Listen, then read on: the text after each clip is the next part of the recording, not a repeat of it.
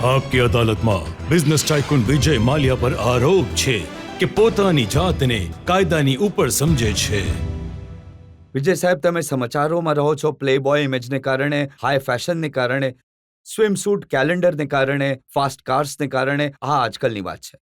પણ જો અમુક વર્ષ પાછળ જતા રહીએ, 1986માં તમે એટલે ન્યૂઝમાં રહેતા હતા કારણ કે તમારા ઘરે, ઓફિસમાં રેડ થતી હતી, તમને અરેસ્ટ કરવામાં આવ્યા હતા. એ ઇન્કમ ટેક્સની રેડ થઈ ગઈ હતી.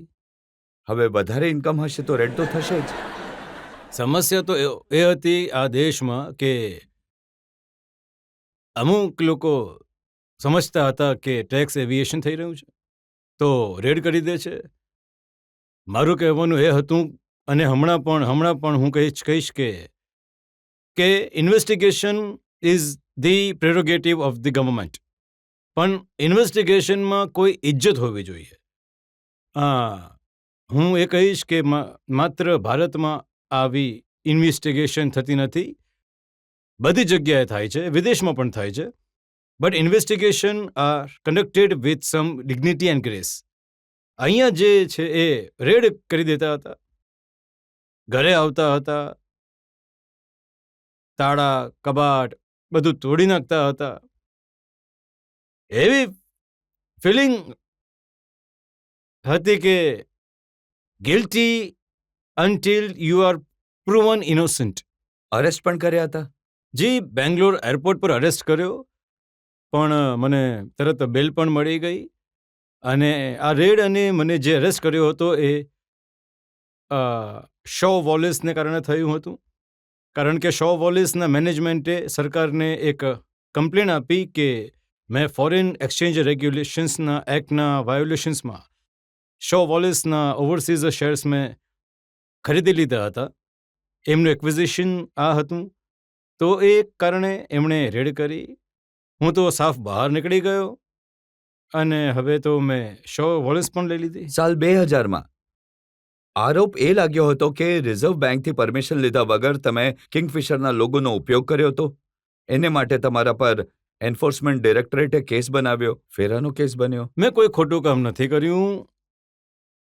એક home grown super brand Kingfisher જે છે એને વિદેશ પહોંચાડવી એ મારું કામ હતું, હમણાં પણ છે. It should be a matter of pride that something from India has become so popular globally. હવે આ વર્ષે 2005માં લોકો કહી રહ્યા છે કે ઇન્ડિયન મલ્ટીનેશનલ થવી જોઈએ. મેં તો સાલ 78માં યુબીને ઇન્ડિયાની મલ્ટીનેશનલ કંપની બનાવી દીધી હતી, અને એને કારણે બધી રેડ, બધી ઇન્વેસ્ટિગેશન થઈ. હું તો અક્વિટ થઈ ગયો, સાફ બહાર આવી ગયો. પણ હવે જુઓ જમાનો કેવો બદલાઈ ગયો છે. એ જ પૂછવા ઈચ્છીએ છીએ કે કઈ રીતે જમાનો બદલાઈ ગયો. ઇન્કમ ટેક્સનો કેસ લાગ્યો, તમે છૂટી ગયા. એન્ફોર્સમેન્ટનો કેસ લાગ્યો, તમે છૂટી ગયા. શો વોલેસે આરોપ લગાવ્યા, તમે કંપનીને જ ખરીદી લીધી. તમે આ બધું મેન્યુપ્યુલેટ કર્યું હશે. એટલે જ તો ઇન્કમ ટેક્સ ડિપાર્ટમેન્ટથી મને એક સર્ટિફિકેટ ઓફ એપ્રિસિએશન, રાષ્ટ્રીય સન્માન certificate of appreciation as one of the highest tax payer મને મળ્યું છે. કઈ રીતે મેનેજ કર્યું? જનતાને પણ એનો રહસ્ય જણાવી દો. સિક્રેટ શું છે? કંઈ મેનેજ કરવાની કોઈ જરૂર નહીં હતી. જ્યારે when somebody is innocent he can not be forcibly made guilty. હું કોઈ ખોટી વસ્તુ નથી કરતો, મારે કોઈ ખોટી વસ્તુ કરવાની જરૂર નથી પડતી. વિજય સાહેબ, હું તો મારો ટેક્સ યોગ્ય રીતે ભરું છું, મારી કંપનીઓ કાયદા પ્રમાણે ચલાવું છું, અને એવા ઘણા બધા ડિપાર્ટમેન્ટ્સ છે જે વિચારે છે કે આની ઇન્વેસ્ટિગેશન થવી જોઈએ કારણ કે આ ટેકનિકલી ઠીક નથી, આ ઠીક નથી. અને મોટો વેપાર આ દેશમાં ચલાવવો ઘણું કપરું કામ છે. એવા લોકો છે ગવર્મેન્ટમાં જે થોડી ઘણી ચાવી લગાડે છે. ચાવી લગાડવામાં મજા લે છે લોકો. તમને હજી પણ ચાવીઓ લગાડે છે અમુક લોકો, કે ડરે છે હવે તમારાથી? તાળું જ નથી રાખતો એમની સામે તો ચાવી ક્યાંથી લાગશે?